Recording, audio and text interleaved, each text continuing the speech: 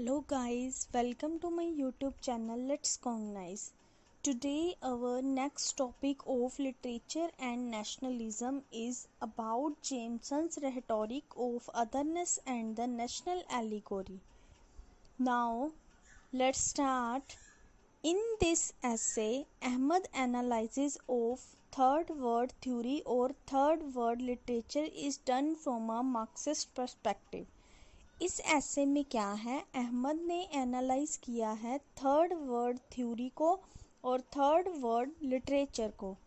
It is important to note that within the field of post colonial study there are different kinds of theories.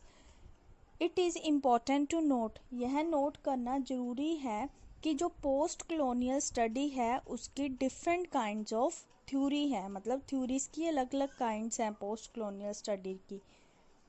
And very often theorists disagree vehemently with each other. अक्सर क्या होता है, जो theorist होते हैं वो एक दूसरे से डिसएग्री होते हैं. इन दिस ऐसे, इस ऐसे में we see Ahmad disagree with Jameson. इस ऐसे में हम क्या देखेंगे, जो अहमद है वो जेमसन से डिसएग्रीड है. Even though they both belong to the same ideological persuasion. पर क्या है, वो एक दूसरे से डिसअग्री तो हैं बट उनकी जो आइडियोलॉजिकल परसुएशन है वो सेम है. आइडियोलॉजिकल उनकी विचारधारा. There is one further point that we need to pay special attention to the fact. एक और पॉइंट है जिस पर ज़रूरत है ज़्यादा ध्यान देने की. Ahmad has a radical materialistic position. जो अहमद हैं उसकी रेडिकल मटीरियलिस्टिक पोजीशन है and doesn't either detract from an odd to the relevance और credibility of his argument. Means to say क्या है कि वह ना तो डिट्रैक्ट होता है अपने आर्गूमेंट से और क्या है, क्रेडिटेबिलिटी दिखाता है, रेलिवेंस दिखाता है अपनी क्रेडिटेबिलिटी की आर्गूमेंट में. As Said has shown us in unit first. Said हमने फर्स्ट यूनिट में डिस्कस किया था लास्ट चैप्टर में. It is impossible for any individual भी, किसी भी इंडिविजुअल के लिए एक प्योर नॉलेज को प्रोड्यूस करना इम्पॉसिबल है. The foregrounding of one's political instead of taking away from the argument opens out many other possibility of discussion. जो foreground है उन्होंने क्या है, एक वन politics को, foregrounding किसकी है, उसने बोला है एक politics को आगे लेके जाना. इससे क्या है, आर्गूमेंट्स है, मतलब डिस्कशंस पे जो आर्गूमेंट होते हैं उनकी पॉसिबिलिटी बढ़ जाती है, खुल जाते हैं उनके argument. While reading through this unit, हम इस यूनिट से क्या रीड करते हैं, you should be thinking of your own position in relation to Ahmad. हमें खुद को अपने बारे में सोच कर देखना चाहिए अहमद को लेकर कि उसकी आइडियोलॉजी क्या थी, उसकी सोच क्या थी पॉलिटिक्स के रिलेटेड और आर्गूमेंट्स के related. And then analyses your own politics in relation to Marxism. फिर एनालाइजिस करना चाहिए हमें खुद की पॉलिटिक्स का मार्क्सिज्म के रिलेशन में. As post colonial subject, post colonial subject में क्या है, all our reading of text will be, जो हमने रीड किए हैं टेक्स्ट वो सारे के सारे किसके द्वारा इन्फ्लुएंस होते हैं, पोस्ट कॉलोनियलिटी द्वारा. Whether we are aware of it और नॉट, हमें इन चीज़ों के बारे में पता भी है या नहीं. ये था हमारा फर्स्ट पैराग्राफ. इसमें उन्होंने दो राइटर्स की डिसएग्रीमेंट के बारे में बताया है और उनकी जो आइडियोलॉजी है वो बिल्कुल सेम है, और एक इंडिविजुअल के बारे में बताया है कि एक बंदा कभी भी सक्सेस नहीं होता एक प्योर नॉलेज प्रोड्यूस करने में. ये था हमारा first paragraph. Now let's second paragraph. Aijaz Ahmad Jameson rhetoric of otherness and the national allegory first appeared in 1987. जो रेहेटोरिक ऑफ अदरनेस और नेशनल और एलिगोरी थी वो 1987 में देखने को मिली। इसमें इशू किसका था? सोशल टेक्स्ट का, and was later reprinted in 1992। Issue होने की वजह से इसे बाद में रीप्रिंट किया गया 1992 में, आफ्टर 5 इयर्स बाद इसे रिप्रेजेंट किया गया as a chapter in his book. ये एक चैप्टर था बुक में। इन थ्योरी में क्या थी?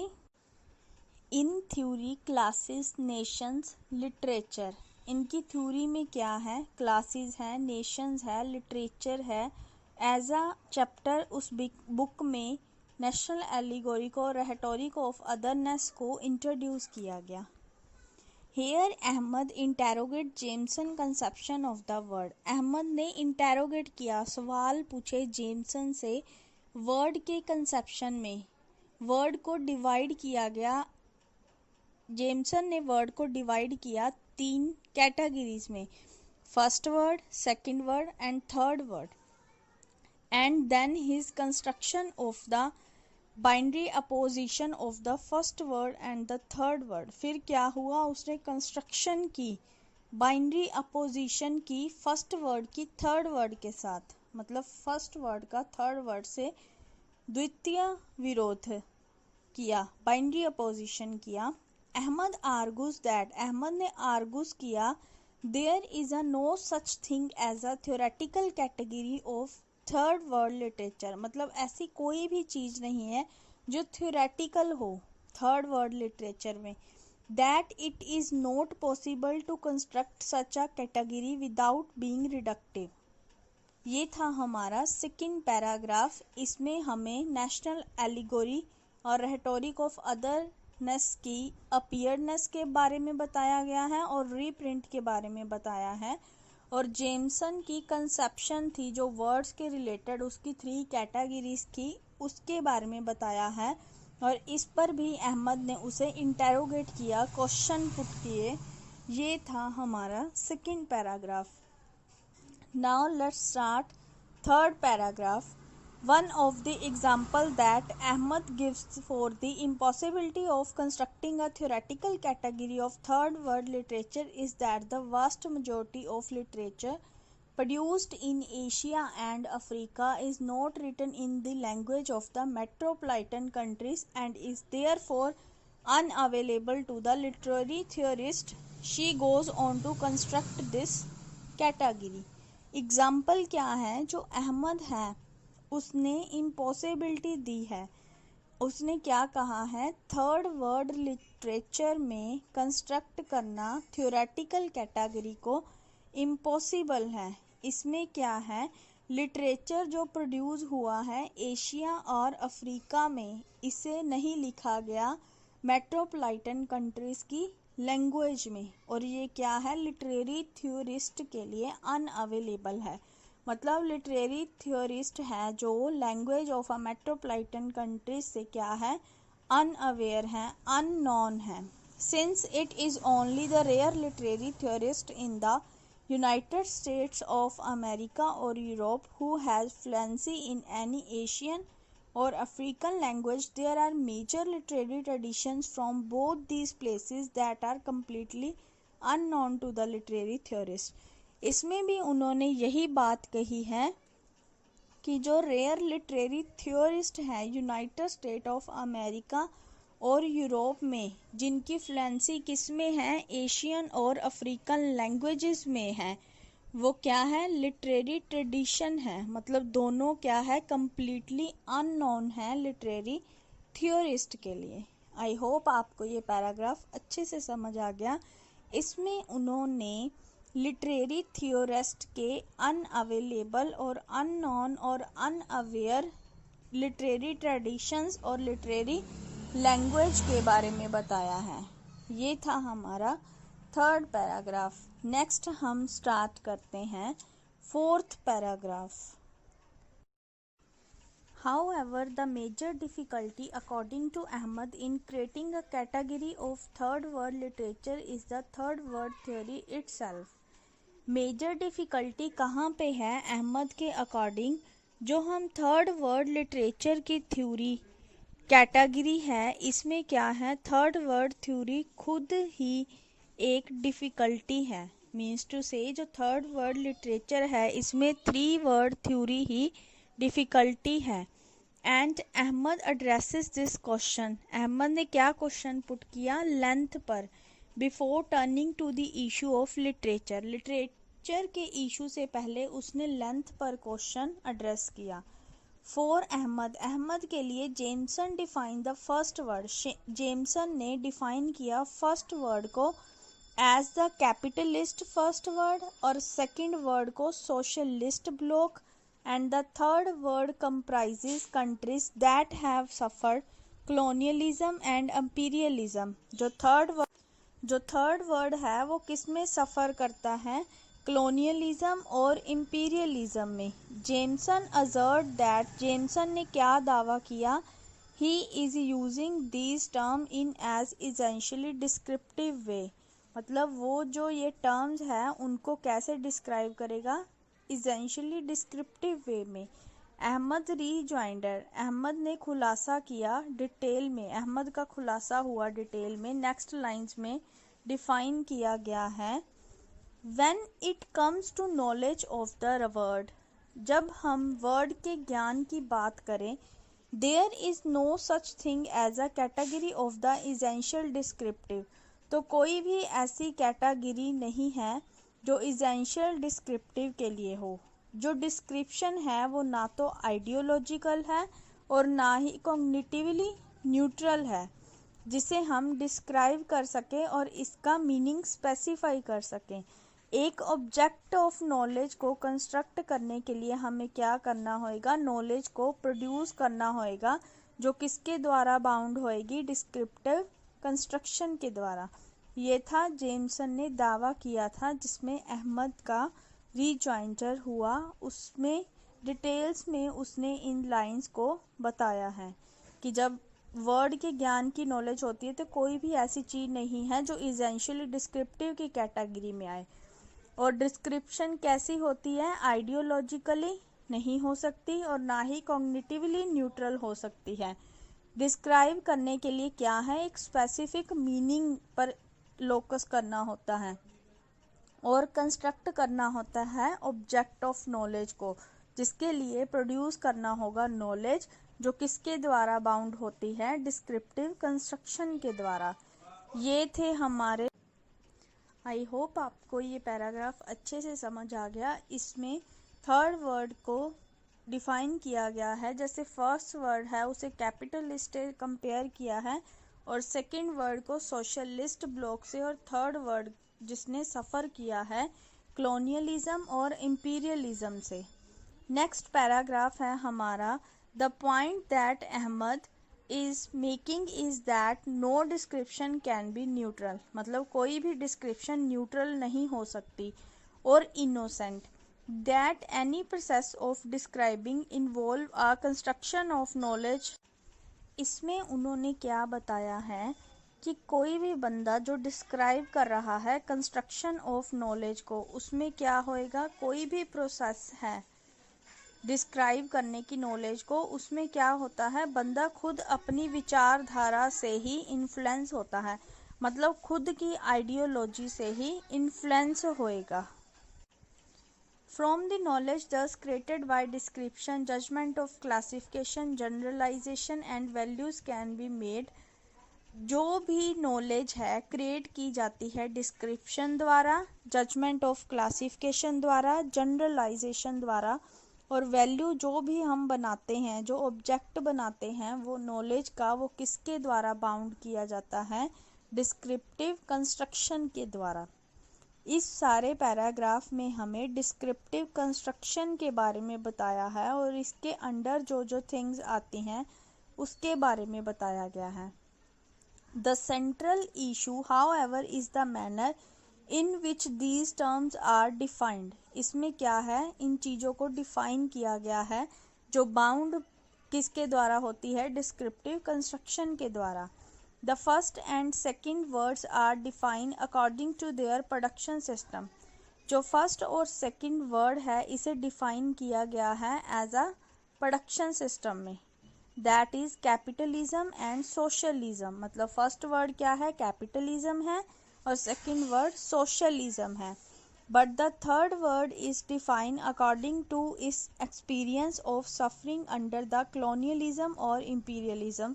ये बात हमने लास्ट पैराग्राफ में भी रीड की है, और यही वो दोबारा बता रहे हैं, हमें दोबारा बता रहे हैं कि जो थर्ड वर्ड है वो सफ़र कर रहा है कॉलोनियलिज्म और इंपीरियलिज्म में। आई होप आपको ये दोनों पैराग्राफ अच्छे से समझ आ गए। नेक्स्ट पैराग्राफ है हमारा, this classification divided the word into those who make history and those other that are simply its object. जो क्लासिफिकेशन है इनकी, ये जो क्लासिफिकेशन है इसमें क्या है, वर्ड को डिवाइड किया गया है उन लोगों में जो हिस्ट्री बनाते हैं और उनमें जो सिंपल इसके ऑब्जेक्ट। अहमद ने क्या कहा, if the first word is capitalist, अगर फर्स्ट वर्ड कैपिटलिस्ट है and the second word socialist है, then what is the third word. तो थर्ड वर्ड क्या होगा, इज इट प्री कैपिटलिस्ट और इज इट इन ट्रांजिशन। यह प्री कैपिटलिस्ट में होगा या ट्रांजिशन में होगा। And can all third world countries be located in a homogeneous category. क्या थर्ड वर्ल्ड जो कंट्रीज हैं वो एक होमोजीनियस कैटेगरी में होंगी। ये क्वेश्चन अराइज किए हैं उसने 3।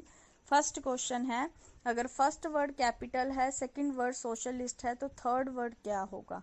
और सेकंड क्वेश्चन है उसका, जो थर्ड वर्ड है वो प्री कैपिटलिस्ट होगा या ट्रांजिशन होगा। नेक्स्ट क्वेश्चन है, जो थर्ड वर्ड कंट्रीज है वो होमोजीनियस कैटेगरी में होंगी। ये था हमारा paragraph.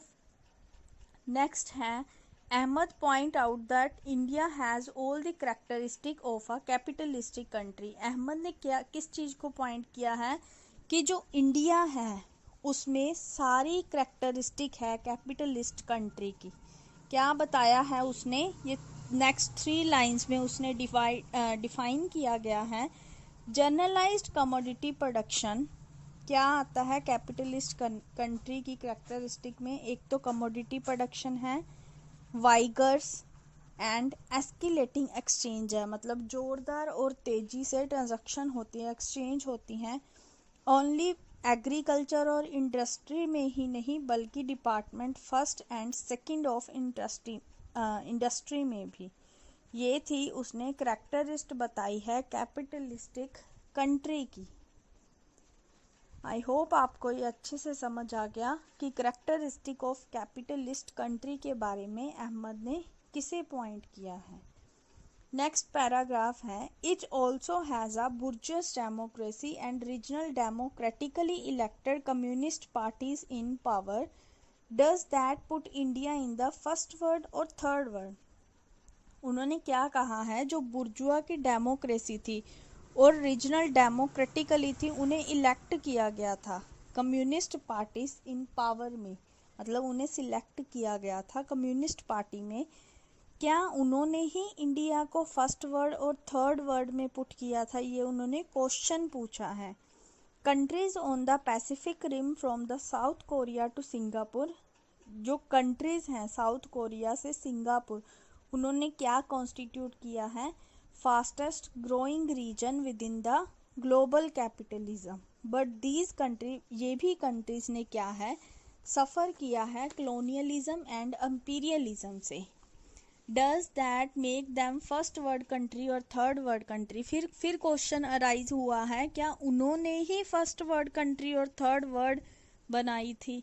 Ahmad contended that there is no real fact to support the theory of binary opposition. Ahmad का इरादा क्या है, कंटेंडेड क्या है, कि कोई भी रियल फैक्ट नहीं है जो सपोर्ट करे बाइनरी अपोजिशन की थ्योरी को between a first word capitalist and a non और प्री कैपिटलिस्ट थर्ड वर्ड। ये अहमद के आर्गूमेंट थे जेमसन के रिलेटेड कि बाइनरी। अहमद ने क्या है आर्गू किए हैं इसी के रिलेटेड कि फर्स्ट वर्ड और प्री कैपिटलिस्ट के बीच बाइनरी अपोजिशन थ्योरी के रियल फैक्ट हैं नहीं हैं। नेक्स्ट पैराग्राफ है हमारा Ahmed says that having created the third word in terms of the experience of colonialism and imperialism, Jameson has gone on to assert that all third word texts are necessarily national allegories.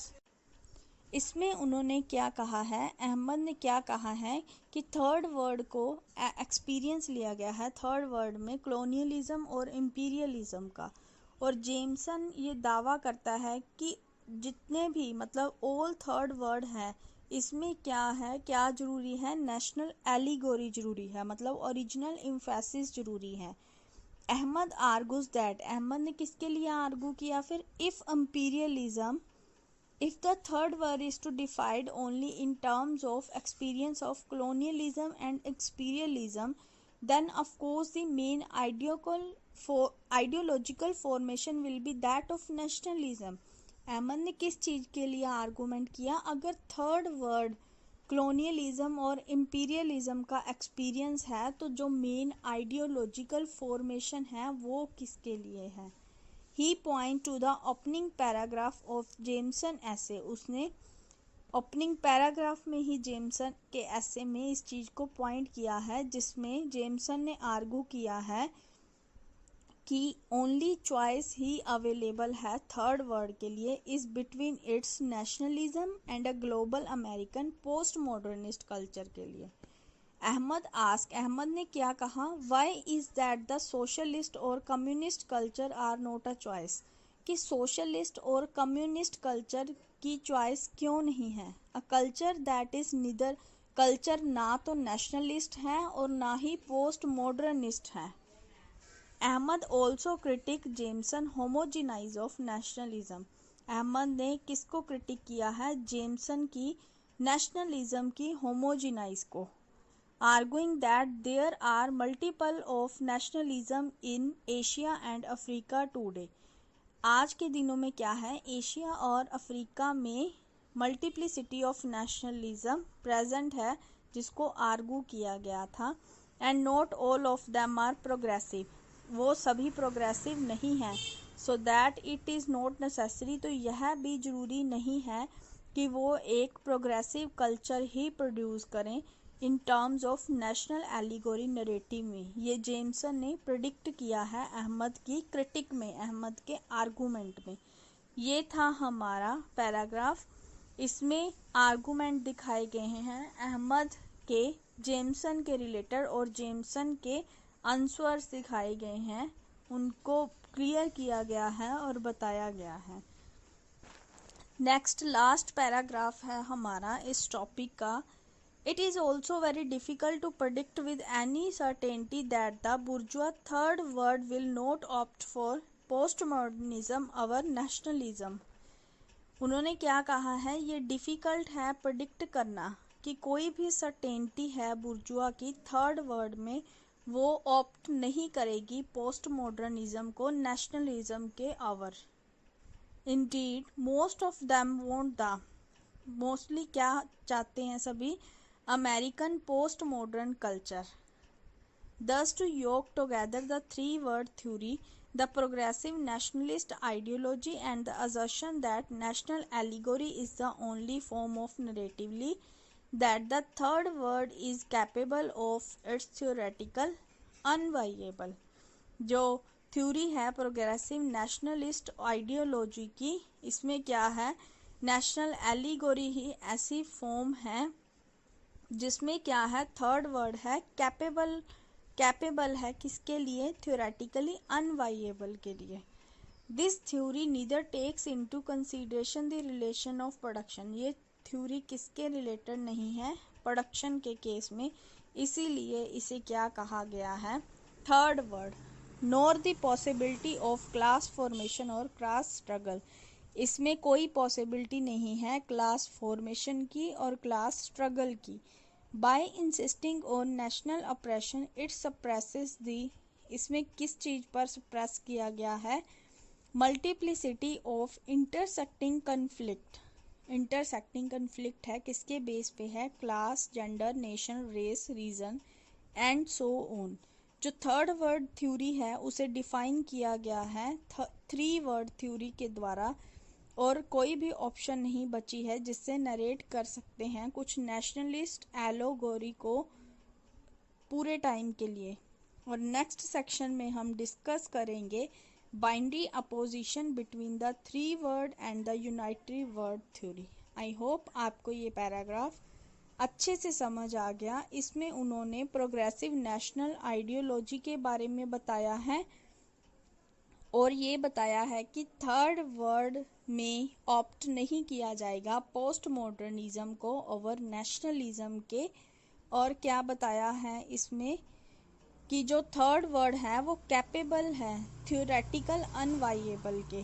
और इसमें क्या है जिसमें production नहीं है उसे क्या बोला गया है, थर्ड वर्ड बोला गया है। और इसमें कोई भी पॉसिबिलिटी नहीं है क्लास फॉर्मेशन और क्लास स्ट्रगल की। और इसमें मल्टीप्लिसिटी ऑफ इंटरसेक्टिंग कन्फ्लिक्ट है जो किसके बेस पर है, क्लास, जेंडर, नेशन, रेस और रीजन एंड सो ऑन।